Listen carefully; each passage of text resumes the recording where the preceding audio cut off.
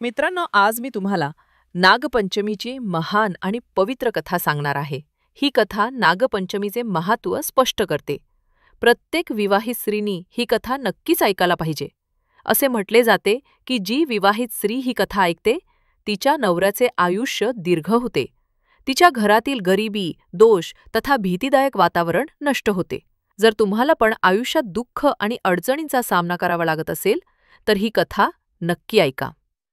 मित्रांनो, मी खूप मेहनत करून प्रत्येक व्हिडिओ बनवत आहे. पण अनेक लोक डिसलाईक करतात. का करतात माहीत नाही, पण जर का तुम्हाला माझी व्हिडिओ आणि माहिती आवडत असेल, तर प्लीज तुम्ही लाईक आणि सबस्क्राईब नक्की करा. तुमचा सपोर्ट आहे, म्हणूनच माझ्या मेहनतीला फळ मिळत आहे. म्हणून मी तुम्हा सर्वांचे खूप खूप आभार मानते. मित्रांनो, कमेंटमध्ये जय नागदेवता आणि हर हर महादेव नक्कीच लिहा. चला तर मग सुरू करूया. मित्रांनो, एकेकाळी मध्य भारतातील एका प्राचीन राज्यात एक सुंदर आणि वैभवशाली नगरी वसलेली होती. त्या नगरीची कीर्ती चारही दिशांनी पसरली होती. पण त्या समृद्ध नगरीतल्या एका लहानशा झोपडीत रेणुका आपल्या कन्यासह अत्यंत साध्या परिस्थितीत दिवस कंठत होती. रेणुकाला सुनंदा नावाची तरुण कन्या होती. पतीचे अकाली निधन झाल्यामुळे रेणुकावर वैधव्य आलं होतं आणि तिच्या आयुष्यात सुनंदाच एकमेव आधार होती. रेणुका अत्यंत धार्मिक आणि भक्तिपरायण स्त्री होती. ती दररोज सकाळी आपल्या घरासमोर एका पितळी भांड्यात ताजं दूध घालून ठेवायची आणि सर्पांना तो नैवेद्य अर्पण करायची. दर पहाटे लवकर उठून रेणुका प्रथम नागदेवतांची प्रार्थना करीत असे. मगच इतर कामांना सुरुवात होई. तिने ठेवलेल्या दुधाच्या वाटीपाशी नाग येत असत आणि तिच्या भक्तीने तृप्त होऊन शांतपणे परत जात असत. नागांप्रती रेणुकाच्या मनात प्रचंड आदर आणि श्रद्धा होती. वर्षानुवर्ष ती हे दूध नागदेवतांना पाजत होती आणि त्यांच्या कृपेची याचना करत होती. रेणुकाची अशी निष्ठा पाहून नागलोकाचा नागराज अतिशय प्रसन्न झाला. तिच्या या सेवाभावामुळे नागराजाने तिच्यावर कृपादृष्टी ठेवली. एके दिवशी नागराजाने तिच्या भक्तीवर संतुष्ट होऊन मानव रूप धारण केलं आणि अचानक रेणुकेला दर्शन दिलं. नागराज मानव रूपात रेणुकासमोर प्रकट झाला तेव्हा रेणुका थक्क झाली. तिने नम्रपणे हात जोडले आणि आदराने नागराजाचे स्वागत केले. नागराज म्हणाला, "हे माते, तू जे रोज आम्हा नागांना प्रेमाने दूध पाजतेस, त्याने आम्ही सर्व आनंदित आणि ऋणी झालो आहोत. तुझी भक्ती पाहून मी अतिशय प्रसन्न झालो आहे." तो पुढे म्हणाला, "माते, माग काहीही हवे ते माग. तुझी जी कोणती इच्छा असेल ती पूर्ण करण्यासाठी आम्ही सिद्ध आहोत." हे ऐकून रेणुकाच्या डोळ्यात आनंदाश्रू उभे राहिले. ती विनम्र स्वरात म्हणाली, "नागराज, मला स्वतःसाठी काहीही नको आहे, पण मला माझ्या मुलीचीच चिंता आहे."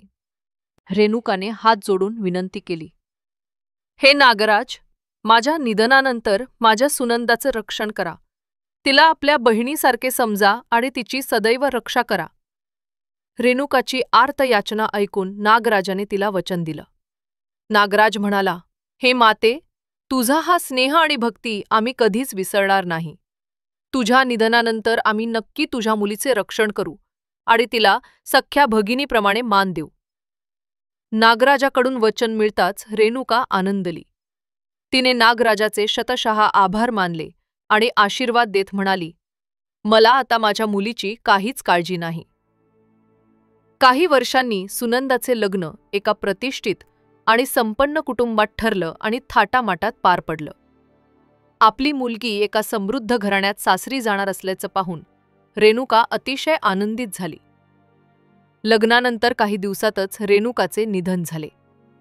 आईच्या मृत्यूने सुनंदा खचून गेली. तिच्या डोळ्यांसमोर अंधार झाला. आईचं छत्र हरपल्याने सुनंदा दिवस रडून काढू लागली. अखेर काही काळानंतर तिने स्वतःला सावरत संसारात मन वळवण्याचा प्रयत्न केला. पण ती एकाकीच होती. सुनंदा आता आपल्या पतीच्या घरी म्हणजेच सासरी वास्तव्यास होती. तिथे आणखी 3 सुना होत्या. मोठी सून रेवती, मधली सून उत्तरा आणि तिसरी सून माधवी. सुनंदा या चौघींमध्ये सगळ्यात धाकटी सून होती. तिचं सासर एक मोठं संयुक्त कुटुंब होतं. असेच काही महिने निघून गेले. नागपंचमीचा सण जवळ आला आणि घरातील तीनही मोठ्या सुनांनी आपापल्या माहेरी जाण्याची तयारी सुरू केली. रेवती, उत्तरा आणि माधवी यांनी आपापल्या आई-वडिलांकडे निरोप धाडले होते. माहेरून त्यांच्यासाठी खास भेटवस्तू, नवीन कपडे आणि गोडधोड पदार्थ येऊ लागले. त्या तिघी माहेरी जाण्यासाठी अतिशय उत्सुक होत्या. त्यांच्या भावांनी त्यांना न्यायला येणार असल्याचा निरोप पाठवला होता. त्यामुळे संपूर्ण घरात त्यांची आनंदात लगबग सुरू होती. पण सुनंदाचे माहेर आता कुठेच नव्हते.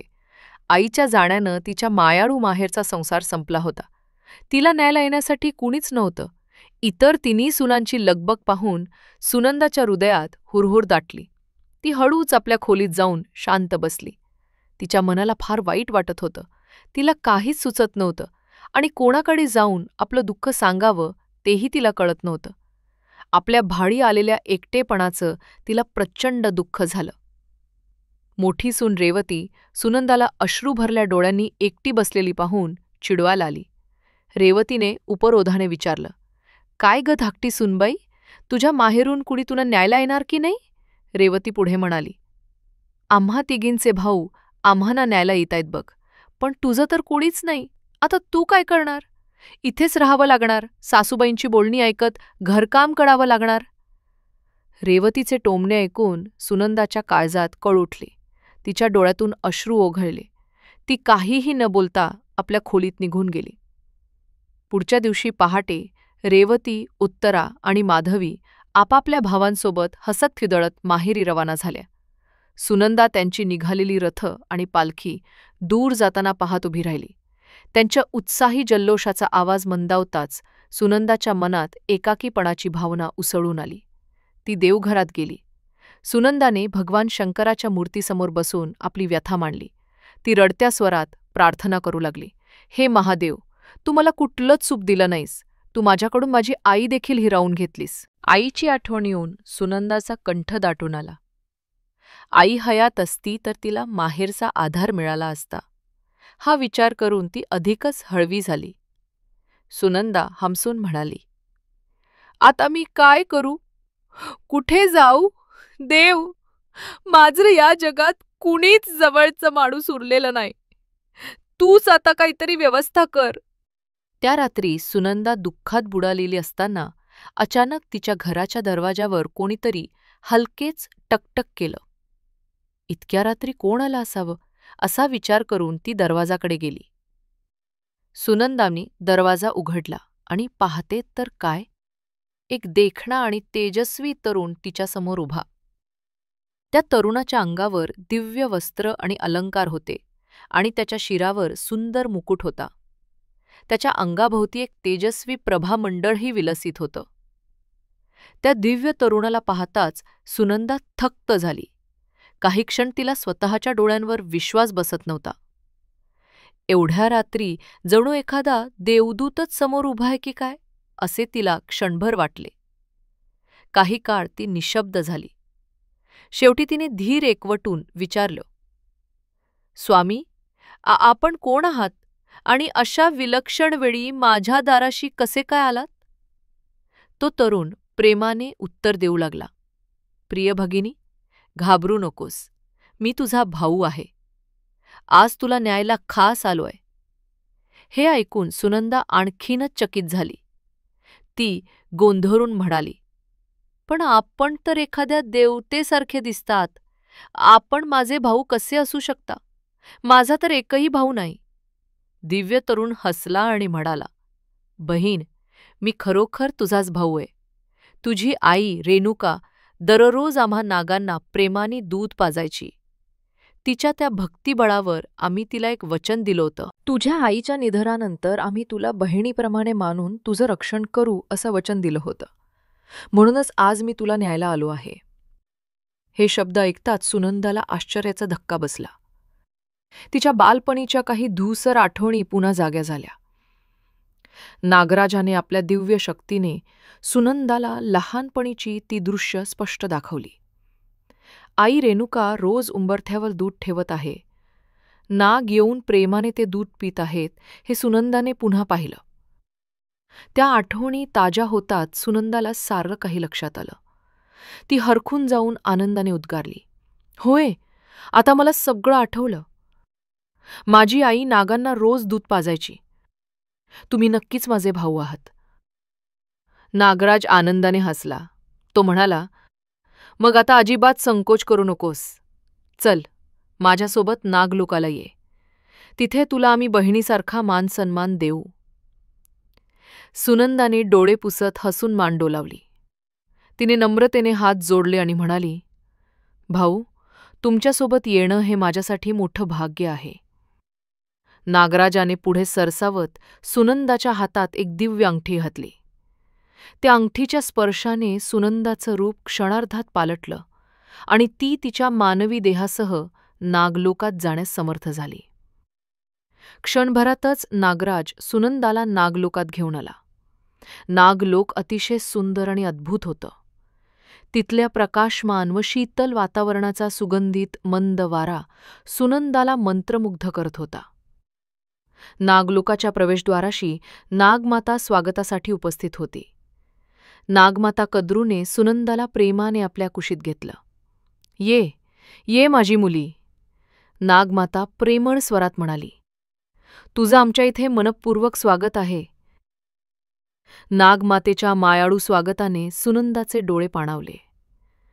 नागमातेनं सुनंदाच्या निवासासाठी आधीच एक देखणा कक्ष तयार ठेवला होता. सोनेरी नक्षीकाम आणि रत्नजडीत सजावट असलेल्या त्या कक्षात मखमली पलंग आणि सर्व सुविधा ठेवण्यात आल्या होत्या. नागलोकातील अद्भुत सुखसोयी आणि मायाळू वातावरणात सुनंदा हरखून गेली. ती लवकरच तिथल्या जीवनशैलीत रमली. नागकुटुंबाच्या प्रेमामुळे तिचं दुःख हलकं झालं. काही दिवस हसत खेळत आनंदात गेले. नागलोकातील सारे जण सुनंदावर भगिनीप्रमाणे प्रेम करत होते. नागराज आणि नागमाता तर तिची विशेष काळजी घेत होते. एके दिवशी नागमातेनं सुनंदाला बोलावलं आणि म्हणाली, "बेटी सुनंदा, आमच्या इथल्या लहान नागबाळांना तुझ्यासारख्या आईच्या प्रेमाची गरज आहे. तू त्यांना दूध पाजशील का?" आईच्या वात्सल्याची आठवण येताच सुनंदा आनंदाने तयार झाली. "होय नागमाते, मला आनंदच होईल त्यांना दूध पाजायला," ती म्हणाली. सुनंदा तात्काळ स्वयंपाकघरात गेली आणि एका चांदीच्या भांड्यात दूध उकळायला ठेवलं. काही वेळाने दूध छान गरम झालं तेव्हा तिने ते चांदीच्या वाट्यात ओतलं आणि नागबाळांकडे घेऊन आली. हसतमुखाने सुनंदाने त्या लहान नागबालकांना दूध पाजायला सुरुवात केली. पण दुर्दैवाने तिचा अंदाज चुकला. दूध अपेक्षेपेक्षा खूपच गरम झालं होतं.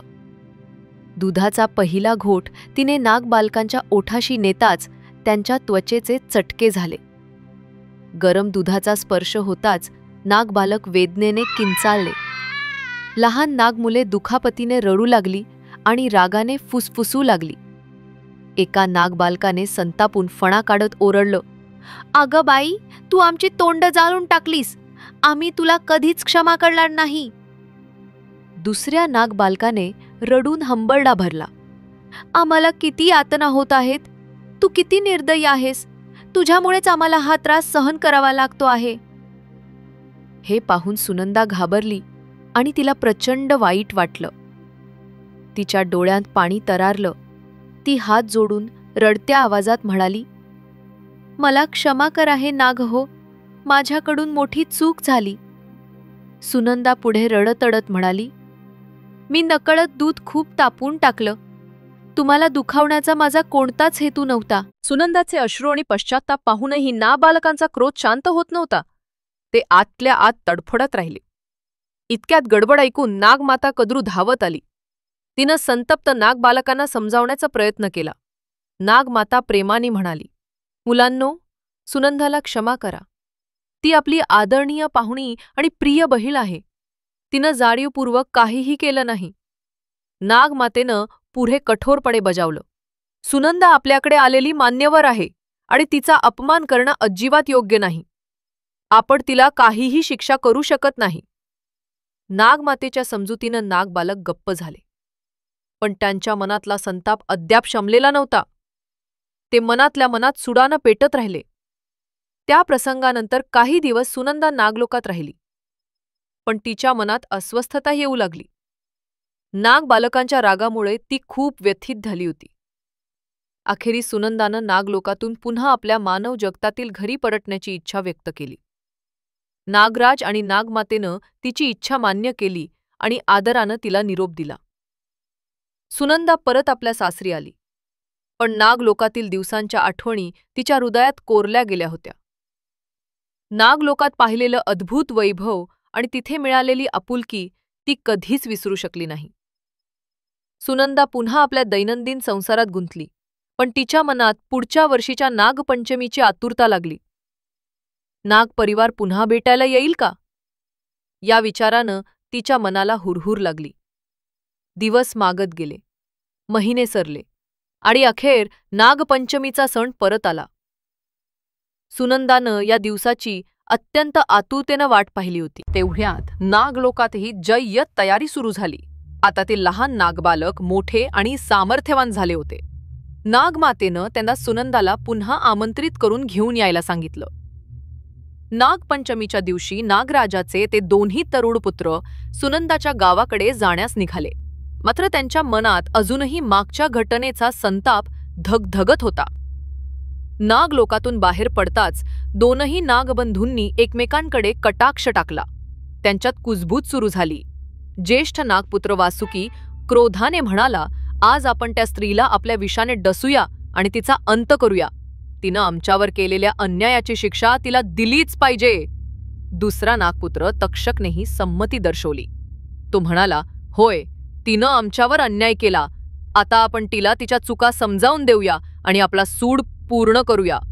क्रोधाने त्यांच्या अंतःकरणात कठोरता दाटली. त्यांनी सुनंदाचा नाश करण्याचा निर्धार केला आणि ते अखेर तिच्या गावात पोहोचले. इथे सुनंदा आशेनं वाट पाहत होती की यंदाही नागराज आपल्याला न्यायला येईल. ती डोळे लावून दरवाजाकडे बसली होती. अचानक तिला दाराबाहेर हालचाल जाणवली. तिनं घाईघाईनं दरवाजा उघडला. दारात मागील वर्षीचे ते परिचित नागबंधू तेजस्वी रूपात उभे होते.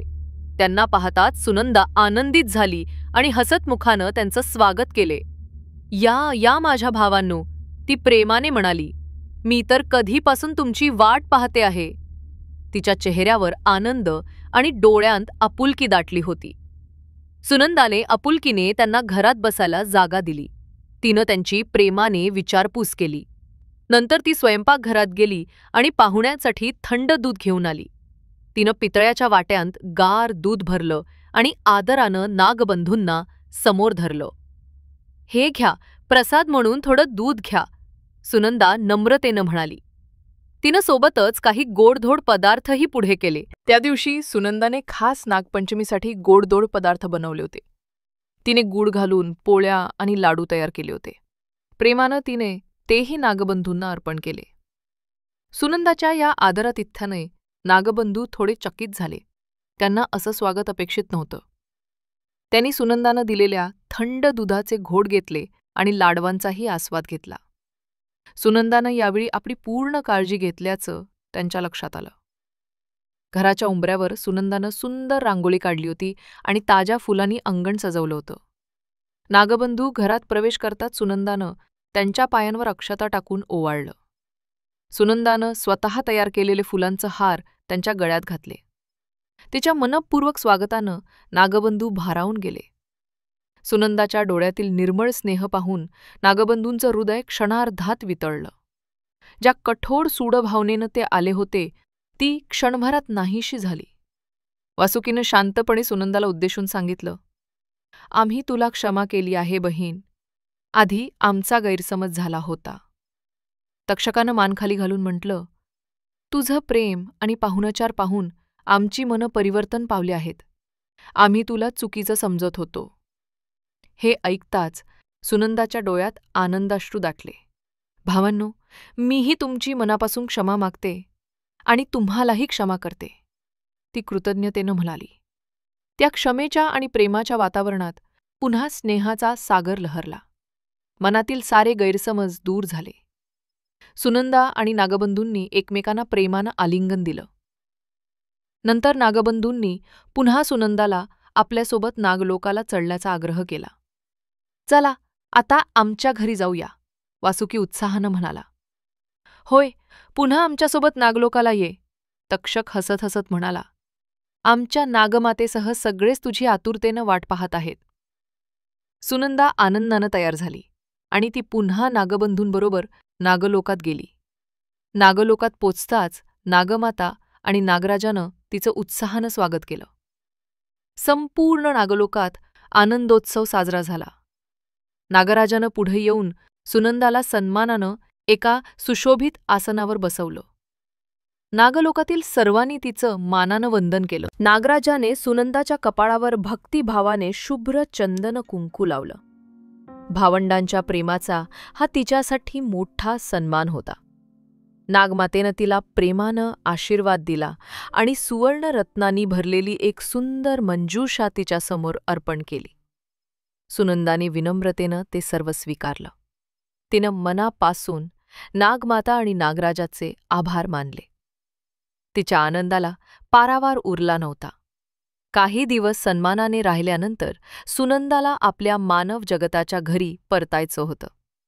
नागपरिवाराने प्रेमानं तिला निरोप दिला आणि अनेक मौल्यवान भेटवस्तू देऊन पाठवलं. सुनंदा जेव्हा सासरी परतली तेव्हा तिच्यासोबत नागांनी दिलेल्या सुवर्ण मोत्यांनी भरलेली पेटी आणि इतर अमूल्य भेटवस्तू होत्या. त्या पेटीत सोन्याचे अलंकार, हिरे, मोती अशी अनेक रत्ने भरली होती. हे ऐश्वर्य पाहून सासरच्या मंडळींचे डोळे दिपले. तिला पूर्वी हिणवणाऱ्या रेवतीच्याही चेहऱ्यावर आश्चर्य आणि थोडी लाज उमटली. रेवतीने आपली चूक कबूल करून सुनंदाची क्षमा मागितली आणि आता तिला मनापासून बहिणीचा मान दिला. निरोपाच्या क्षणी नागराजाने सुनंदाला एक अमूल्य वरदान दिलं. नागराज म्हणाला, हे भगिनी, आजपासून जी कोणती स्त्री नागपंचमीच्या दिवशी श्रद्धेने आणि प्रेमानं नागांना थंड दूध अर्पण करील, तिच्या कुटुंबियांना नाग कधीही डसणार नाहीत. सुनंदाने डोळ्यांत आनंदाश्रू घेऊन नागराजाचं आणि संपूर्ण नागकुटुंबाचं मनापासून आभार मानलं. तिनं विनम्रतेने साष्टांग नमस्कार करून त्या दिव्य परिवाराला निरोप दिला. सुनंदा आनंदाने आपल्या घरी परतली. नागराजाच्या वरदानामुळे तिला अपरिमित समाधान मिळालं. त्या दिवसानंतर तिच्या कुटुंबावर कधीही सर्पदंशाचं संकट आलं नाही. तिच्या निस्वार्थ भक्तीचं फळ तिला इतक्या सुंदर रीतीनं मिळालं होतं. म्हणतात की त्याच दिवसापासून नागपंचमीच्या दिवशी नागांना दूध अर्पण करण्याची प्रथा सुरू झाली आणि ती आज तागायत सुरू आहे. सुनंदा दरवर्षी नागपंचमीचा सण भक्तिभावाने साजरा करू लागली. ती प्रत्येक नागपंचमीला आपल्या घरासमोर दूध ठेवून नागांची पूजा करी आणि नागपरिवाराला सतत स्मरे.